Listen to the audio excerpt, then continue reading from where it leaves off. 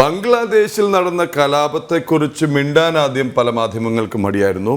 ബംഗ്ലാദേശിൽ നടന്ന കലാപത്തിന്റെ യഥാർത്ഥ വാർത്ത പുറത്തുവിടാൻ മലയാളത്തിലെ ഒരു മാധ്യമങ്ങളും തയ്യാറായില്ല. ബംഗ്ലാദേശിലെ കലാപത്തിന്റെ പേരിൽ ഒന്ന് അപലപിക്കാൻ പോലും communist party of India Marxist എന്ന് അവകാശപ്പെടുന്ന പാർട്ടിയുടെ പൊളിറ്റ് ബ്യൂറോ അല്ലെങ്കിൽ ഏതെങ്കിലും നേതാവ് തയ്യാറായത് ഇന്നലെയാണ്. ആ അപലപനത്തിൽ പോലും ചിലത് മറച്ചു വെക്കുന്നു. ജമാഅത്തെ ഇസ്ലാമി എന്ന് മിണ്ടുന്നില്ല. ഒന്ന്. രണ്ട്, ഈ അപലപനത്തിന്റെ കൂട്ടത്തിൽ അവിടെ ഒരു കമ്മ്യൂണിസ്റ്റ് നേതാവിനെ തല്ലിക്കൊന്ന് തലകീഴായി കെട്ടിത്തൂക്കിയിരുന്നു. അപലപിച്ചതിൽ അതില്ല, ഒരു അനുശോചനവും ഇല്ല. എന്നാൽ ഈ സാഹചര്യത്തിലാണ്, മാത്രമല്ല പ്രേക്ഷകർ വളരെ കൃത്യമായും വ്യക്തമായും പറയുന്നുമുണ്ടായിരുന്നു, ഇതൊന്നും മറ്റു മാധ്യമങ്ങളിൽ കാണുന്നില്ല എന്നുള്ളത്. എന്തായാലും ഇന്നത്തെ അപ്ഡേറ്റിലേക്കും ഗൗതമിലേക്കും പോകാം. ബംഗ്ലാദേശിലെ കലാപത്തിന്റെ പശ്ചാത്തലത്തിൽ അതിർത്തിയിൽ സുരക്ഷ ശക്തമാക്കിയെന്ന മേഘാലയ മുഖ്യമന്ത്രി കോൺറാഡ് സാങ്മ. അതിർത്തി കടക്കാൻ ആരെയും അനുവദിക്കില്ലെന്നും മേഘാലയ മുഖ്യമന്ത്രി അറിയിച്ചു. കേന്ദ്ര ആഭ്യന്തരമന്ത്രി അമിത് ഷായുമായി അതിർത്തിയിലെ സാഹചര്യം ചർച്ച ചെയ്തെന്ന് കോൺറാഡ് സാങ്മ പറഞ്ഞു. നന്ദഗോപനാണ് ഇന്ന് ചേരുന്നത്. നന്ദഗോപൻ, നമസ്തേ. നന്ദഗോപന്റെ എക്സ്പ്ലോറർ അല്പം മുമ്പ് ഞങ്ങൾ കണ്ടിരുന്നു ഹരിദ്വാറിലേക്ക്. പക്ഷേ ഇത് കുറെ കൂടി ഗൗരവമുള്ള വിഷയമാണ്. ഈ കോൺറാഡ് സാങ്മ ഇക്കാര്യം പറഞ്ഞത് അതിർത്തിയിൽ നിന്ന് വീണ്ടും അനധികൃത കുടിയേറ്റം ഉണ്ടാകും എന്നുള്ള ആശങ്കയുടെ പശ്ചാത്തലത്തിലാണോ? നമസ്തേ.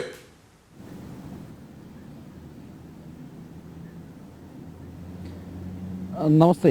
അതായത് പ്രധാനമായും ഭാരതത്തിൻ്റെ 4 സംസ്ഥാനങ്ങൾ ബംഗ്ലാദേശുമായി അതിർത്തി പങ്കിടുന്നു. ഒന്ന് പ്രധാനമായും ത്രിപുര, അതേപോലെ തന്നെ ആസാം, അതേപോലെ തന്നെ പശ്ചിമ ബംഗാൾ അടക്കമുള്ള സംസ്ഥാനങ്ങൾ അതിർത്തി പങ്കിടുന്നു. ഇപ്പോൾ ഈ ബംഗ്ലാദേശിൽ അടുത്തിടെ ഉണ്ടായ ഈ കലാപവുമായി ബന്ധപ്പെട്ട് ഭാരതത്തിലേക്ക് നിരവധി ബംഗ്ലാദേശികൾ കുടിയേറുവാനുള്ള സാധ്യത തള്ളിക്കളയാൻ കഴിയില്ല എന്ന് നേരത്തെ തന്നെ രഹസ്യാന്വേഷണ വിഭാഗം റിപ്പോർട്ട് ചെയ്തിരുന്നു. അതിന് പിന്നാലെയാണ് ബംഗ്ലാദേശിലെ വലിയ ജയിലുകൾ, അവിടെ ജയിലുകളൊക്കെ തന്നെ അവിടെ നിന്ന് പുറത്തേക്ക് തടവുകാർ പോകുന്നു. അവർ ഭാരതത്തിലേക്ക് നുഴഞ്ഞു കയറുവാൻ അല്ലെങ്കിൽ ഭാരതത്തിലേക്ക് എത്തുവാനുള്ള സാധ്യതയുണ്ട് എന്നുള്ള ഇൻ്റലിജൻസ് വിവരവും ഈ അടുത്തിടെയാണ് വന്നത്. ഇതിൻ്റെ പശ്ചാത്തലത്തിൽ ഈ 4 സംസ്ഥാനങ്ങളിലും, പ്രത്യേകിച്ച് അസമും അതേപോലെ തന്നെ മേഘാലയയും അടക്കമുള്ള 4 സംസ്ഥാനങ്ങളിലും അതിർത്തിയിൽ ഇപ്പോൾ സുരക്ഷ കർശനമാക്കിയിരിക്കുകയാണ്. കഴിഞ്ഞ ദിവസം കേന്ദ്ര ആഭ്യന്തരമന്ത്രി അമിത്ഷായുടെ നേതൃത്വത്തിൽ ഈ 4 സംസ്ഥാനങ്ങളുടെയും സ്ഥിതിഗതികൾ, അതിർത്തിയിലെ സ്ഥിതിഗതികൾ വിലയിരുത്തുവാൻ വേണ്ടി പ്രത്യേക യോഗം ചേർന്നിരുന്നു. ആ യോഗത്തിൽ BSFും അതേപോലെ തന്നെ ഭാരതത്തിൻ്റെ സൈന്യമടക്കമുള്ള കൂടുതൽ ഫോഴ്സിനെ ഈ അതിർത്തികളിലേക്ക് വിന്യസിക്കുവാൻ വേണ്ടി തീരുമാനമായി. അതേപോലെ തന്നെ രാത്രികാലങ്ങളിലടക്കമുള്ള പെട്രോളിംഗ് ശക്തമാക്കുവാൻ വേണ്ടിയുള്ള തീരുമാനിച്ചു. മറ്റ് സാധ്യതകൾ, അതായത് പ്രത്യേകിച്ച് ഭാരതം ഇപ്പോൾ കൂടുതൽ ജാഗ്രതയിലേക്ക് പോയിക്കൊണ്ടിരിക്കുന്ന ഒരു സമയമാണ്. സ്വാതന്ത്ര്യദിനവുമായി ബന്ധപ്പെട്ട് വലിയ ജാഗ്രതയിലേക്ക് ഭാരതം പോയിക്കൊണ്ടിരിക്കുന്നു. ഓഗസ്റ്റ് 15-ന് ഇതിൻ്റെ ഭാഗമായി തന്നെ രാജ്യതലസ്ഥാനത്ത് വലിയ സുരക്ഷാ ക്രമീകരണങ്ങളാണ് ഒരുക്കിയിട്ടുള്ളത്. ഇത്തരമൊരു സാഹചര്യം കൂടി നിലനിൽക്കുമ്പോൾ തന്നെയാണ് അതിർത്തിയിൽ കൂടുതൽ സുരക്ഷ കർശനമാക്കിയിരിക്കുന്നത്. പ്രത്യേകിച്ച് BSFിൻ്റെ അടക്കം കൂടുതൽ ട്രൂപ്പിനെ അവിടെ നിയോഗിച്ചു എന്നുള്ള വിവരങ്ങളാണ് ലഭ്യമാകുന്നത്. മാത്രമല്ല കഴിഞ്ഞ ദിവസം ഈ മുഖ്യമന്ത്രിമാരും ഇതുമായി ബന്ധപ്പെട്ട പ്രത്യേക യോഗം സംസ്ഥാന തലത്തിൽ ചേർന്നിരുന്നു. അതാത് മുഖ്യമന്ത്രിമാർ സംസ്ഥാന തലത്തിൽ യോഗം ചേർന്ന് സംസ്ഥാന പോലീസുമായി സ്ഥിതിഗതികൾ വിലയിരുത്തിയിരുന്നു. മാത്രമല്ല സംസ്ഥാന ആഭ്യന്തര സെക്രട്ടറിമാരുമായും സംസ്ഥാന മുഖ്യമന്ത്രിമാർ സ്ഥിതിഗതികൾ വിലയിരുത്തിയിരുന്നു. അതിനുശേഷമാണ് ആഭ്യന്തരമന്ത്രിയുമായി പ്രത്യേക യോഗം ചേർന്നത്. ഈ യോഗത്തിലാണ് അതാത് സംസ്ഥാനങ്ങളുടെ സ്ഥിതിഗതികൾ വ്യക്തമാക്കിയിരിക്കുന്നത്. ഇതിൽ കൂടുതൽ പോലീസിനെ അതാത് സംസ്ഥാന അതിർത്തിയിൽ കൂടുതൽ വിന്യസിക്കാൻ തീരുമാനിച്ചു. അതിന് പുറമെയാണ് കേന്ദ്ര സേനയുടെ കൂടി കൂടുതലൊരു ശക്തമായ ഇടപെടൽ ഈ ഒരു അതിർത്തിയിലേക്ക് ഉണ്ടാകുന്നത്. ഭാരതത്തിലേക്ക് ഇത്തരം ബംഗ്ലാദേശികൾ തിരികെ എത്താം. അതിനു മുമ്പ് മേഘാലയ മുഖ്യമന്ത്രി കോൺറാഡ് സാങ്മ പറഞ്ഞതൊന്ന് കേട്ടിട്ട് വരാം. കാര്യം മറ്റു ചില കാര്യങ്ങൾ കൂടി ചർച്ച ചെയ്യേണ്ടതുണ്ട് ഈ സമയത്ത് അതിർത്തിയുമായി ബന്ധപ്പെട്ട്. കോൺറാഡ് സാങ്മയുടെ വാക്കുകളിലേക്ക് ഒന്ന് പോകാം. Today the Honorable Deputy Chief Minister of Meghalaya and myself had a review meeting along with the Home Minister of India, Shri Amit Shah ji, to review the overall situation at the border area, keeping in mind the current situation that the country of Bangladesh is going through. In the review meeting, we have briefed the Honorable Home Minister that there was good work that is going on by the BSF and the Army, and very strict monitoring is being done currently by these two forces. And at the same time, the Meghalaya police also is on high alert. We also informed him that we have put night curfew all along the international border to further strengthen the overall security scenario in the border zone. Nandan, തീർച്ചയായിട്ടും ഇക്കാര്യങ്ങളിൽ കൃത്യമായ നിലപാട് പ്രഖ്യാപിക്കുന്നു മേഘാലയ മുഖ്യമന്ത്രി. പക്ഷേ വൈകിപ്പോയോ? അനധികൃതമായി കൊണ്ടുവരേണ്ടവരെയൊക്കെ കൊണ്ടുവന്ന vote ബാങ്കുകൾ പലയിടത്തും സൃഷ്ടിച്ച് കഴിഞ്ഞിട്ടില്ലേ നന്ദഗോപൻ?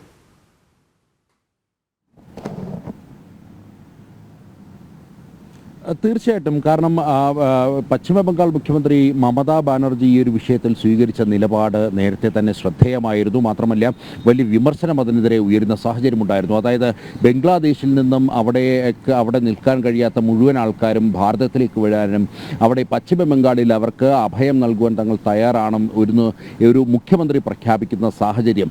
അത്തരം സാഹചര്യം അത് വലിയ വിമർശനമുണ്ടായി. ഒരു മുഖ്യമന്ത്രിയുടെ അധികാര പരിധിയിൽ നിന്നല്ല അവിടെ മമത അത്തരത്തിലൊരു വാക്ക് മമതയുടെ ഭാഗത്തുനിന്നും ഉണ്ടായത് എന്നുള്ളതാണ് പ്രധാനമായും എടുത്തു കാണപ്പെട്ടത്. കേന്ദ്ര സർക്കാരിൻ്റെ ഭാഗത്തുനിന്നും രൂക്ഷ വിമർശനം ഉണ്ടായിരുന്നു. നേരത്തെ സൂചിപ്പിച്ച പോലെ തന്നെ വോട്ട് ബാങ്ക് അതുതന്നെയാണ് ലക്ഷ്യം. വോട്ട് ബാങ്ക് ശക്തിപ്പെടുത്തുവാൻ വേണ്ടി പശ്ചിമ ബംഗാൾ അടക്കമുള്ള സംസ്ഥാനങ്ങൾ ഇത്തരത്തിൽ കൂടുതൽ കുടിയേറ്റക്കാരെ ഈ ബംഗാളികളെ കൂടുതൽ ഭാരതത്തിലേക്ക് എത്തിച്ചിട്ടുണ്ട് എന്നുള്ള കാര്യത്തിൽ തർക്കമില്ല. നേരത്തെ അതിർത്തിയിൽ ഇത്തരത്തിൽ കർശനമായൊരു സുരക്ഷാ സംവിധാനം ഇല്ലായിരുന്നു എന്നുള്ളതാണ് യാഥാർത്ഥ്യം. അത്തരം ഒരു സുരക്ഷാ സംവിധാനങ്ങൾ ഒരുക്കിയത് അല്ലെങ്കിൽ വീണ്ടും ഈ ഒരു അതിർത്തിയിൽ ബംഗ്ലാദേശ് അതിർത്തിയിൽ അവിടെ കർശനമായ സുരക്ഷ ഒരുക്കിയത് അവിടെ നടക്കുന്ന ഈ ഒരു കലാപങ്ങളുടെ പശ്ചാത്തലത്തിലാണ്. അതായത് ഇത്തരമൊരു വിദ്യാർത്ഥി സംഘർഷം പൊട്ടിപ്പുറപ്പെട്ടപ്പോഴേ ഭാരതത്തിൻ്റെ ഇൻ്റലിജൻസ് സംവിധാനങ്ങൾ സൂചിപ്പിച്ചിരുന്നു ഇത് കൈവിട്ട ഒരു അവസ്ഥയിലേക്ക് പോകാനുള്ള സാധ്യതകൾ തള്ളിക്കളയാൻ കഴിയില്ല.